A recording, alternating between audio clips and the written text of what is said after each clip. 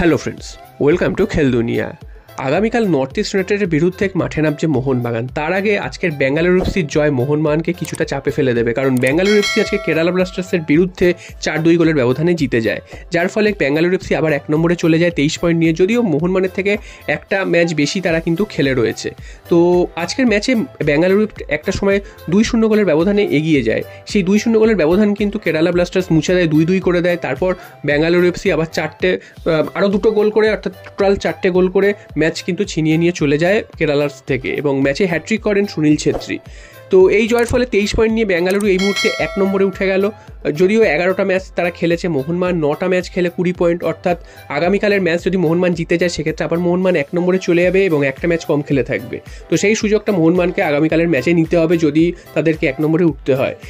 এরপর চলে আসি মোহনবাগানের খবরে। মোহনবাগানের ডিফেন্স নিয়ে তোমরা জানো যে একটা চিন্তার ভাঁজ রয়েছে সবারই, কারণ দুজন গুরুত্বপূর্ণ প্লেয়ার খেলবেন না, শুভাশিস বোস এবং আলবার্টো রড্রিগেজ। তো সেই জায়গায় কে খেলবেন এটা নিয়েই কিন্তু লাস্ট 1 সপ্তাহ ধরে চর্চা হয়েছে। যেটা জানা যাচ্ছে, লাস্ট যে অনুশীলন হয়েছে সেই অনুশীলন থেকে যেটা বোঝা যাচ্ছে, লেফট ব্যাকে আশিক কুরুনিয়ানকেই স্টার্ট করাবেন কোচ। এছাড়াও সেন্ট্রাল ব্যাকে কে খেলবেন টোম আলডারেজের সাথে, সেটাও একটা প্রশ্ন উঠেছিল। তো সেখানে যেটা দেখা যাচ্ছে সেটা হচ্ছে দীপেন্দু বিশ্বাসকেই কোচ ভরসা করছেন।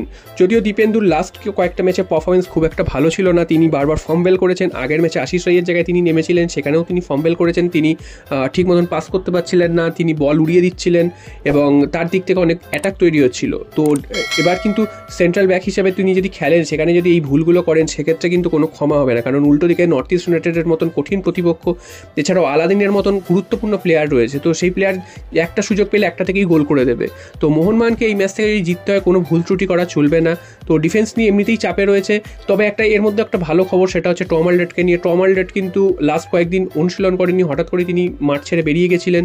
তো যেটা জানা যাচ্ছে তিনি পুরোপুরি এই মুহূর্তে সুস্থ রয়েছেন। আগামীকালের ম্যাচে তিনি কিন্তু সেন্ট্রাল ব্যাকে দীপেন্দুর সাথেই শুরু করবেন।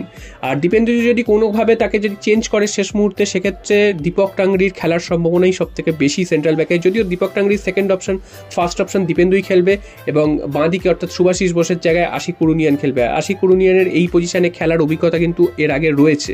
যদিও তিনি একেবারে যে সেন্ট্রাল লেফট ব্যাক হিসেবে যে খুব খেলতেন তেমনটা নয়, তবে তিনি লেফট উইং ব্যাক হিসেবে অনেকবার খেলেছেন। তো সেই দিক থেকে দেখতে গেলে তার এই পজিশনটা খুব প্রিয় একটা পজিশন। তো দেখা যাক কালকের ম্যাচে মোহনবাগান পুরো 3 পয়েন্ট নিয়ে আসতে পারে কিনা, এবং আর অ্যাডভান্টেজটা যে মোহনবাগানের পেয়ে রয়েছে বেঙ্গালুরু এফসি আগের ম্যাচটা হেরে যাওয়াতে, সেই অ্যাডভান্টেজটা মোহনবাগান ধরে রাখতে পারে কিনা।